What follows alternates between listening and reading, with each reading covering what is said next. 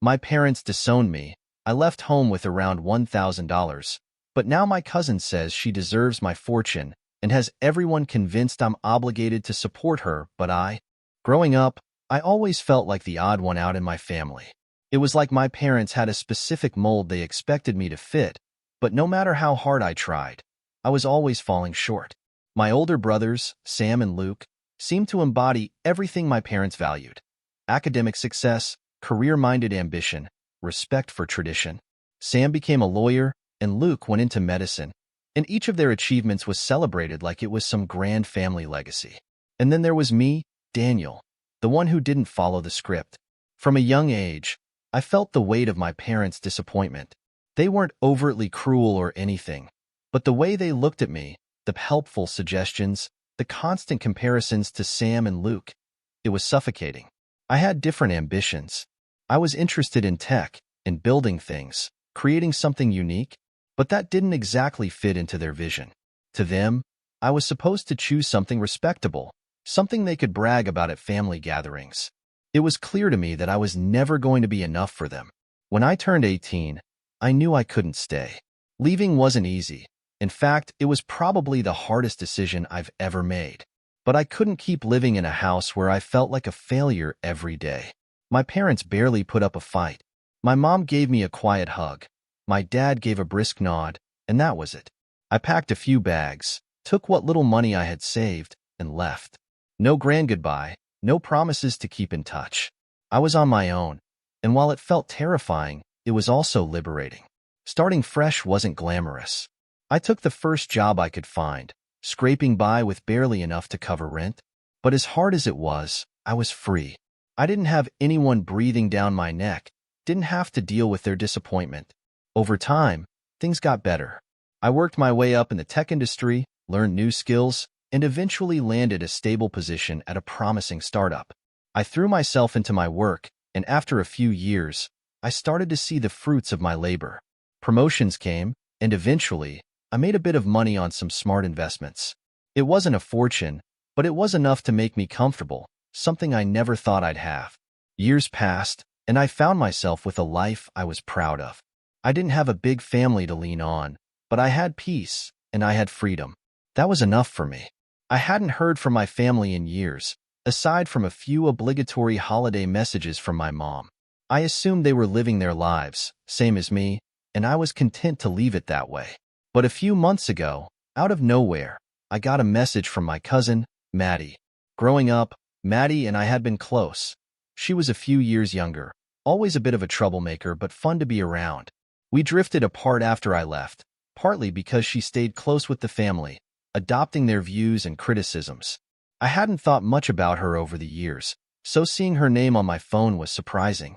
Her message was simple, but immediately made me uncomfortable. She said she needed my help. Financial help, specifically. She told me that things had taken a bad turn for her, that she was desperate, and she didn't have anyone else to turn to. It sounded like a typical sob story, and part of me instantly doubted her. Why was she coming to me now, after all this time? And why was she acting like I owed her anything? She ended the message with, "Family sticks together, right?" That line bothered me. Where was that family loyalty when I was struggling to get on my feet? Where was it when I left home with nothing and didn't hear a peep from anyone for years? I wanted to ignore her, to shut down the request without a second thought. But that nagging feeling of guilt crept in. After all, she was family. And as much as I hated to admit it, a part of me still felt some responsibility to help. I decided to message her back, keeping things short and direct. I told her I'd consider helping, but only if she could explain what led to her situation. Her response came quickly, and she promised to call the next day to explain everything. I didn't really want to open up that door, but a conversation seemed harmless enough. I could hear her out, and if it didn't feel right, I could still say no. The next day, Maddie called, and I answered with mixed feelings.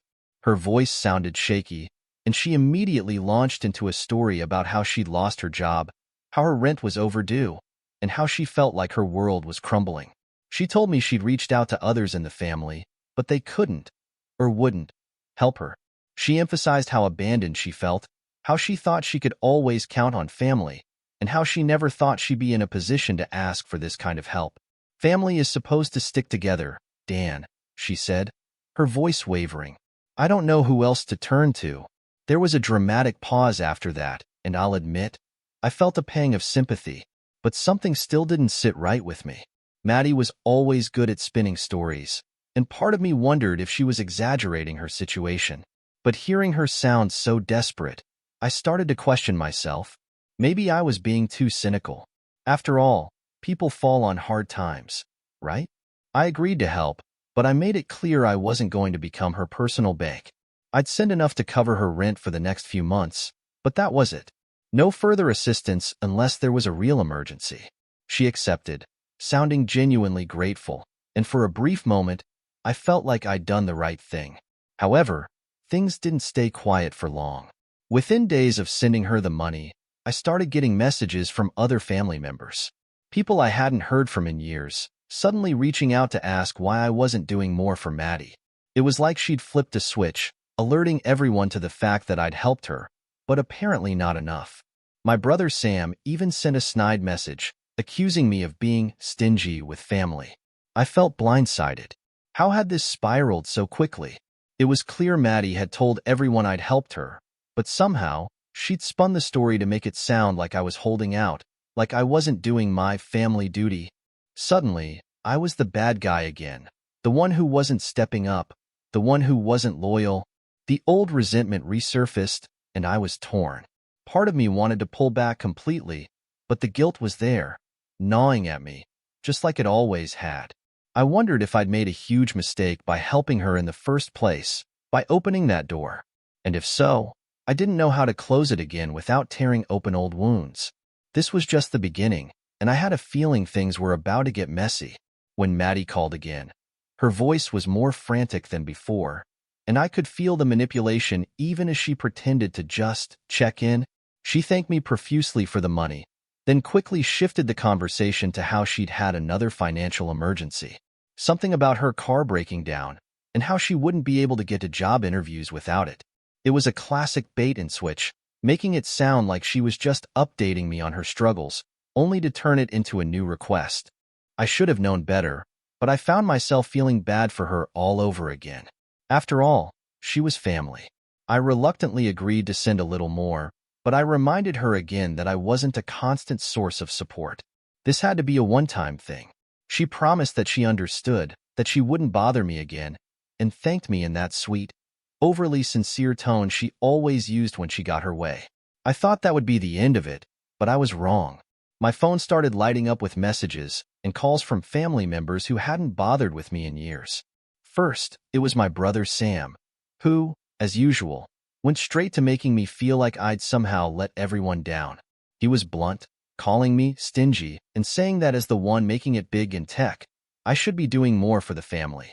I tried to explain that I'd already helped Maddie twice, but Sam brushed it off, saying, "Family is forever, Dan. You don't get to pick and choose when you help." The irony of that statement hit me like a punch in the gut. Where was that family loyalty when I was struggling to get by, working multiple jobs just to afford a tiny apartment? No one had offered to help me then, and I didn't expect them to. But now that I'd built something of my own, they were acting like it was their right to claim a part of it. I didn't respond to Sam, just ended the conversation, feeling a mix of anger and disbelief. Then, my mother called. She rarely reached out, and it was usually for birthdays or holiday pleasantries, so I figured it was another half-hearted attempt at checking in. But as soon as I answered, I could tell this wasn't going to be a light-hearted call. "Daniel," she began, her voice stern, "I heard you've been helping Maddie, but only a little?" I felt my jaw clench. "Yes, Mom, I've helped her twice already, and she keeps coming back with more requests." "Well," she said, her tone cold, "you're doing well for yourself, aren't you? Surely you can manage a bit more for family." I couldn't believe what I was hearing. My own mother, who hadn't shown any real interest in my life or my successes, was now acting as if my financial stability was somehow theirs to manage. I tried to tell her that I'd set clear boundaries with Maddie, that I'd done my part, but she cut me off, saying, "Family is a lifetime responsibility, Daniel. You don't get to walk away just because you're better off now." That was the kicker. Better off? In their eyes, maybe. But the years I'd spent struggling, working late nights, and scraping by just to get where I was now, none of that seemed to matter to them. They saw the end result and assumed I owed it to them somehow, as if they had been part of my journey all along. After that call, I started noticing a pattern. Every day, I'd get a message from a different family member, each one echoing the same sentiment. I was obligated to help Maddie, that I owed it to her and to the family. It was like they'd all coordinated this twisted intervention, trying to guilt me into submission. Maddie, meanwhile, kept reaching out with sob stories about her never-ending struggles and how grateful she was to have me in her life. The strangest part was that she seemed to be subtly increasing her demands with each message. At first, it was rent money, then car repairs. Then she hinted at her medical bills, mentioning health issues that she'd never talked about before. She even suggested that she might need help with legal fees after a supposed tenant dispute with her landlord.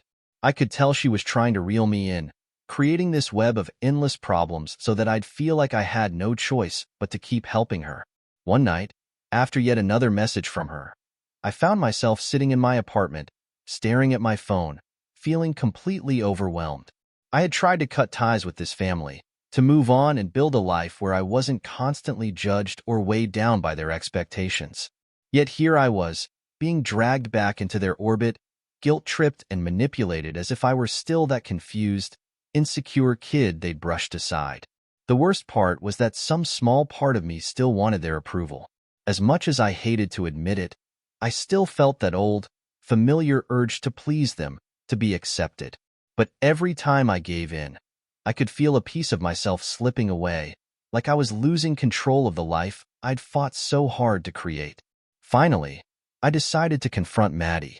I told her that I was done with the constant requests, that I'd helped her as much as I could, and that she needed to find another way to manage her finances. Her reaction was immediate and harsh. She went from sweet and apologetic to cold and accusatory in a heartbeat. "So that's it," she spat, her tone dripping with disdain.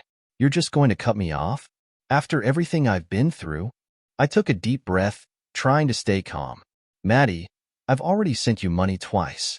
I'm not your personal bank." "Oh, so that's how it is," she sneered. "I thought we were family, Dan. I thought we looked out for each other. I guess I was wrong." Hearing her say that stung, and she knew it. She knew exactly what buttons to press, and she pressed them all. She went on, ranting about how I'd turned my back on family and how selfish I'd become now that I was doing well. She even suggested that I was somehow responsible for her current situation because I hadn't stayed in touch, as if my absence had caused her problems. The conversation left me drained, but it also clarified something. Maddie, and by extension, the rest of my family, didn't actually care about me. They cared about what I could do for them. They cared about the money, the support, the convenience of having someone they could lean on. Family was just a word to them, a means of controlling me and guilting me into submission. That night, I decided I was done with the games. I tried to be generous, to be the bigger person, but it was clear that nothing I did would ever be enough. I'd always be the outsider, the one who owed them for daring to find success on my own. They could keep their expectations, their guilt, and their misplaced sense of entitlement. I wasn't going to let them take away the life I'd built for myself. The next day, I blocked Maddie's number, along with several others who had hounded me in the days since she first reached out. I knew it would cause a backlash, that I'd probably get bombarded with angry messages and accusations, but I didn't care. For the first time, I was choosing my own well-being over their approval, and it felt like a huge weight had been lifted. In the days that followed, there was radio silence. I braced myself for the inevitable blow-up, the flood of messages from my family demanding to know why I'd cut Maddie off. But none came, and for a brief, blissful moment, I thought maybe they'd finally given up. But of course, it wasn't that simple. Maddie had only just begun to stir the pot, and it wouldn't be long before the rest of the family came after me with even greater force, armed with her twisted version of the truth. And as I'd soon find out, she wasn't going to stop until she turned everyone against me for good. It didn't take long for Maddie to retaliate. The messages from my family, which had briefly quieted down after I blocked her, started again with renewed intensity. This time, they were even more pointed, angrier, and shockingly misinformed. The first one came from my brother Luke, and as soon as I read it, my heart sank. "Daniel, how could you leave Maddie in the lurch like that?" he wrote. "Mom and Dad are so disappointed in you. I didn't think you'd turn your back on family just because you're rich now." Rich? That word immediately set off alarm bells. I wasn't rich, by any stretch. I had a comfortable life, sure, but it wasn't like I was some millionaire living in a mansion. Where was he getting this idea? And the way he put rich in quotes made it seem like I'd somehow flaunted it or lorded it over the family, which was the exact opposite of what I'd done. The more I read his message, the angrier I got. It was clear Maddie had fed him some twisted version of events. She must have told him I was living lavishly while refusing to lift a finger to help her, painting me as the bad guy in a way only she could. I tried to respond rationally, explaining that I had already helped Maddie twice and that I wasn't in a position to be her endless financial safety net. But Luke didn't want to hear it. He shot back almost immediately, accusing me of letting success go to my head and reminding me that family is all we have. I could barely get a word in before he blocked me, clearly convinced by Maddie's version of the story. It wasn't just Luke. Within days, my entire family seemed to have heard about my so-called abandonment of Maddie. My phone blew up with messages from cousins, aunts, uncles, people I hadn't spoken to in years, suddenly flooding my inbox with messages of disapproval and disappointment. My Aunt Nancy, who'd always been the type to gossip and stir the pot, went as far as to say, "Maddie's struggling, and all you care about is hoarding your precious money." It's disgusting, Daniel. Disgusting? The audacity was almost laughable. Here I was, someone who'd had to make it on his own, who had scraped by for years without a shred of support from any of them. And now that I'd found some stability, they had the nerve to imply I owed it all to them, that my success was somehow a shared asset. I was furious, but I also knew I needed to get to the bottom of what exactly Maddie had told them. So I decided to confront her directly. I unblocked her and sent a curt message, telling her we needed to talk. She responded almost immediately, agreeing to a call. Her tone seemed innocent, even cheerful, as if she had no idea why I'd be upset. When I finally called her, I skipped the pleasantries and went straight to the point. "Maddie, what exactly have you been telling everyone about me?" I asked, trying to keep my voice calm. There was a pause, and I could almost hear the gears turning in her head as she tried to come up with an answer. "I haven't been telling anyone anything, Dan. I just mentioned that I was struggling, and you weren't as supportive as I hoped. That's all." "Not as supportive as you hoped?" I repeated, incredulous. "Maddie, I sent you money twice, and I made it clear that I couldn't keep doing it. But somehow, everyone thinks I'm rich and abandoning you. Where did that come from?" She sighed, a theatrical sound that grated on my nerves. "I mean, you are doing pretty well, aren't you? I don't see why it's a big deal for you to help family a little more. It's not like you can't afford it." I felt my patience slipping. "Maddie, that's not the point. The point is you're spreading lies, making it sound like I'm hoarding money while you're on the verge of homelessness. And now everyone in the family is turning against me because of it." She didn't even flinch. Instead, her tone turned cold, her words cutting. "Well, maybe you should think about why everyone believes me, Dan. Maybe it's because you've always been the one who turns his back on us. It's not like you've been a real part of this family anyway." I was stunned.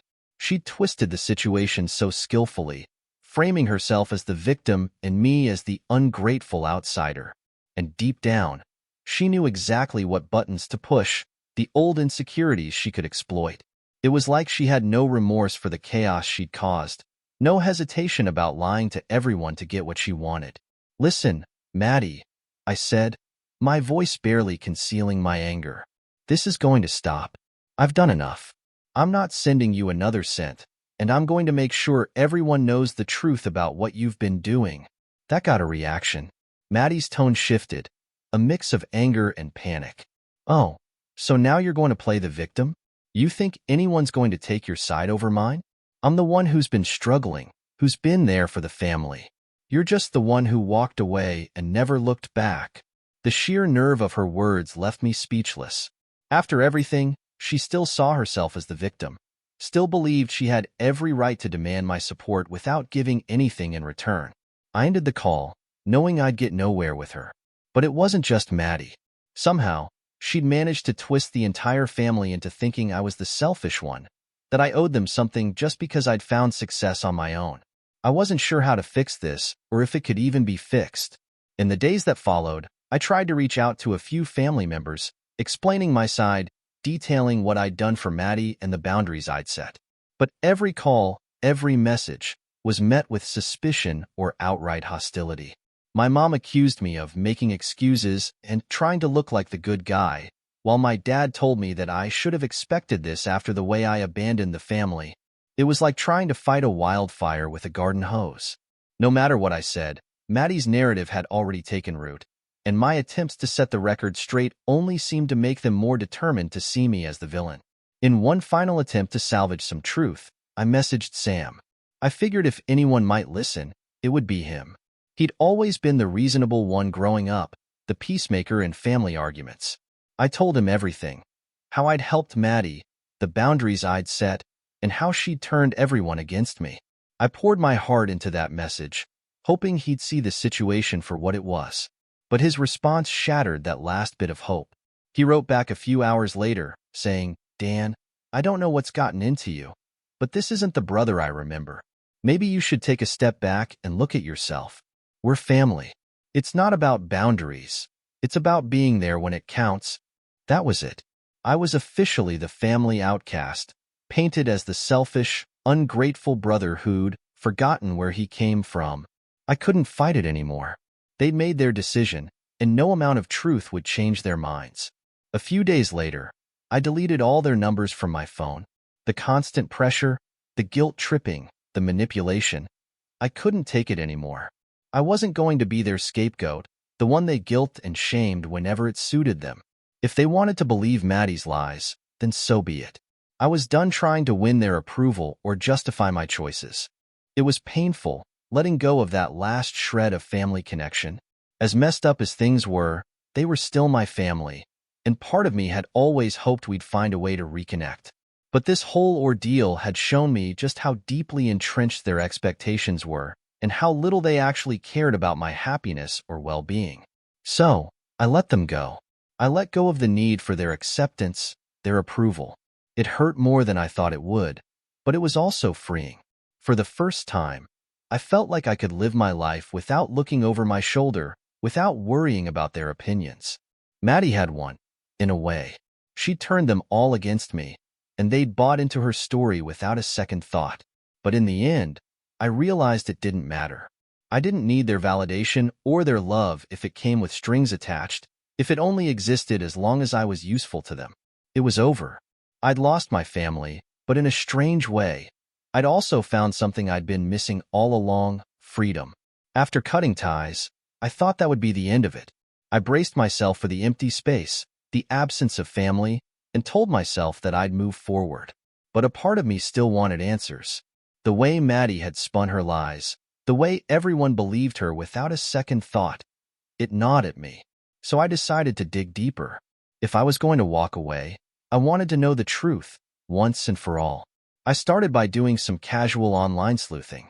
I looked up Maddie's social media profiles, scrolling through her posts and piecing together bits of her life she hadn't told me about. It didn't take long to realize that her story didn't add up. For someone on the verge of losing everything, she was doing surprisingly well. Her feed was full of smiling photos from beach vacations, weekends at trendy restaurants, and shopping sprees that didn't exactly scream financial hardship. And then there was the kicker: a photo of her car, newly repaired, with a caption about finally getting things fixed.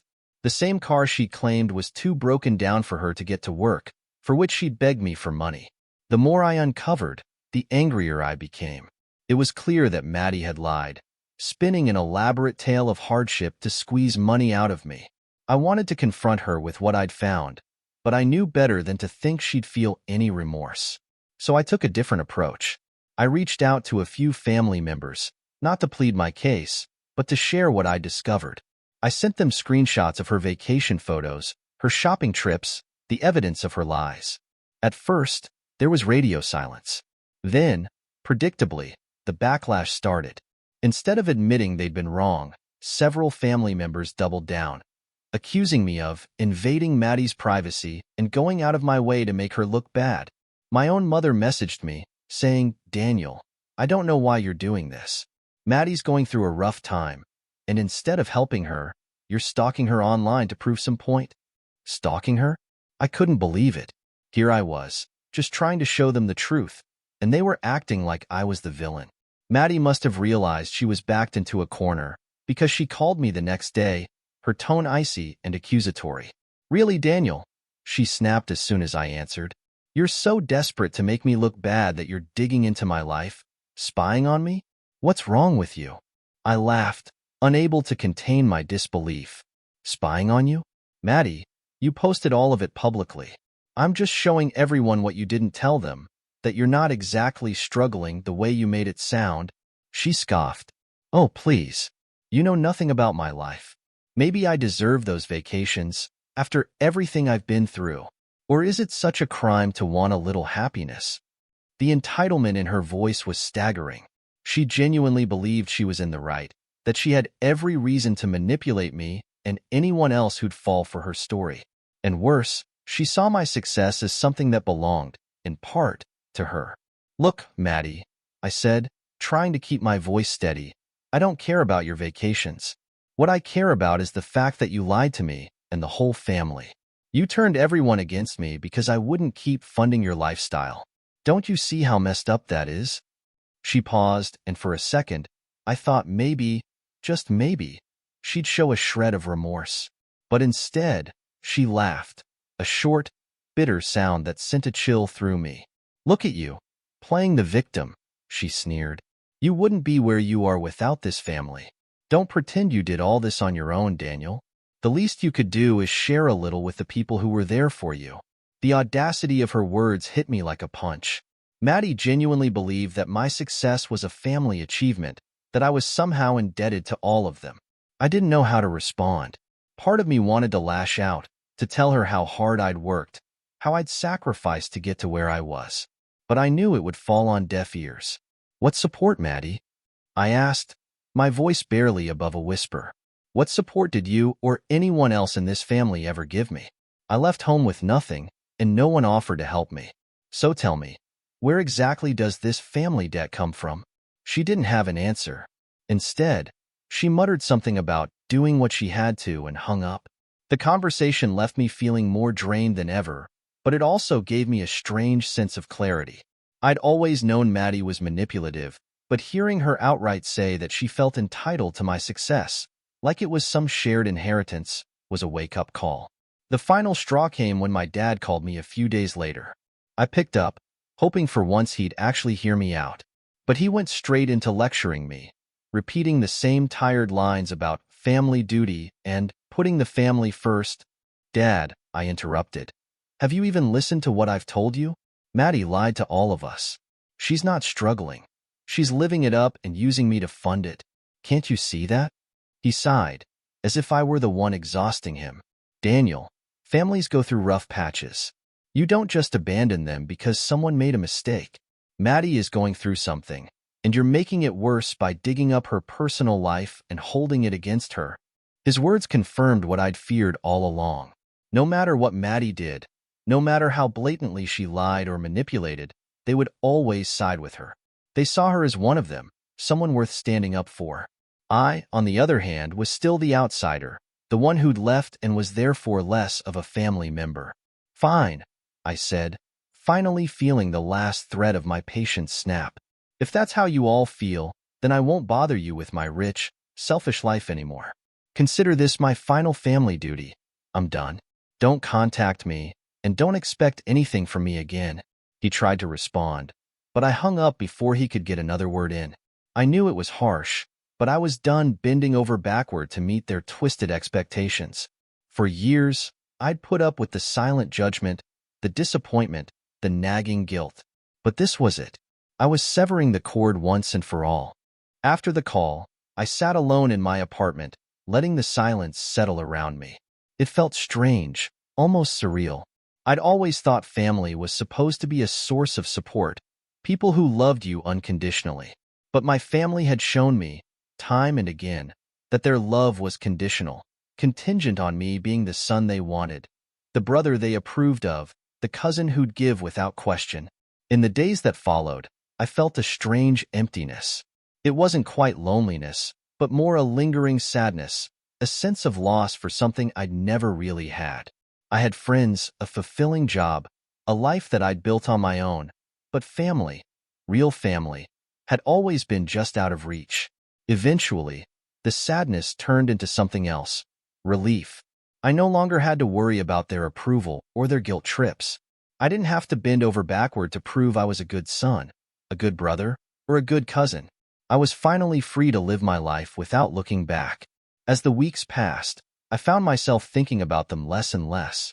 They hadn't reached out again, which confirmed that they'd truly bought into Maddie's narrative. They'd chosen their side, and I'd chosen mine. It wasn't the ending I'd hoped for, but it was a new beginning, a clean slate where I could finally live on my own terms. I wouldn't lie and say it didn't hurt. Family is supposed to mean something, to be a source of love and support. But I'd learned the hard way that family can also be a source of pain, manipulation, and endless obligation. Letting go wasn't easy, but it was necessary. I deserved better than to be their scapegoat, their backup plan. For the first time in my life, I felt like I was standing on solid ground. I was alone, yes, but I was also free. And as I looked forward to the future, I knew that I'd finally made peace with my past. No more guilt, no more family drama. Just me, my life, and the people who truly cared about me, on my terms. In the weeks after severing ties, I found myself in a strange place emotionally. I hadn't expected it to feel this final. There was a lingering ache, a subtle emptiness, but also a profound relief. I no longer had to field accusations or guilt-laden messages, no longer had to navigate their endless demands. For the first time, I was truly alone, and it felt freeing. I'd always believed that, no matter what, family would come around. Even after years of neglect and judgment, I held out some hope that one day they'd accept me for who I was. But Maddie's betrayal, and their quickness to believe her lies, had shattered that last illusion. I finally saw that no matter what I did, it would never be enough for them. And honestly, that realization was liberating. I focused on my work, poured my energy into my career and the friendships I'd cultivated over the years. These were people who respected me for who I was, not for what I could give them. They didn't care about my bank account or expect me to solve their problems. They were friends who valued me as a person, and being around them reminded me that I could build my own family, one that didn't come with strings attached. Then, one quiet Sunday, a letter arrived from my mother. It was a strange sensation, seeing her handwriting on the envelope. I hesitated, almost dreading what she might have to say, but curiosity won out. The letter was short, direct, and painfully familiar in tone. She wrote that she was disappointed in my decision to abandon the family, that she couldn't understand why I'd cut them off so harshly. She made no mention of Maddie's lies or the fact that I tried to explain my side. Instead, she repeated the same refrain. Family comes first, no matter what. And then, near the end, she added a line that would have once crushed me. Asterisk, I hope you come to your senses before it's too late. Asterisk. I read those words over and over, feeling the sting of their finality. But for the first time, I didn't feel compelled to fix things, to reach out and explain myself again. The weight of their expectations, the unending need to prove myself, had finally lifted. I knew that, no matter what I did, I'd always be the outsider in their eyes. And that was okay. I folded the letter and tucked it away. It was a relic of a part of my life that I was ready to leave behind. I didn't need their acceptance or validation anymore. I had my own life, my own accomplishments, and people who genuinely cared about me. Letting go of my family had been painful, but it was also the healthiest decision I'd ever made. In the end, I realized that family isn't just about blood. It's about respect, understanding, and mutual support. I hadn't found that with them, but I knew I could find it elsewhere. I wasn't defined by their approval, and I wasn't going to live my life trying to meet their impossible expectations. As I looked toward the future, I felt a quiet sense of peace. I was finally free to be myself, without the weight of their judgments or demands. And that, I knew, was worth every ounce of heartache I'd endured to get here.